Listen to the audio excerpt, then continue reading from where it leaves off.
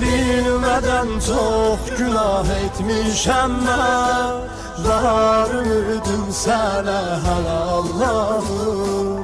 Tək səni səslərəm qəlbimdə mən. Sən məni əhv eylə yenə Allah. Yenə gəldi qapınamə, Xuda əfv et günahımı.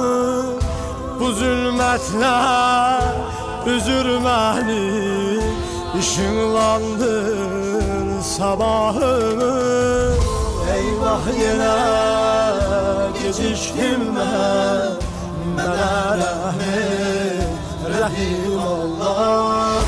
Günahkarəm, pənahımsan, sən ikram et, Kərim Allah.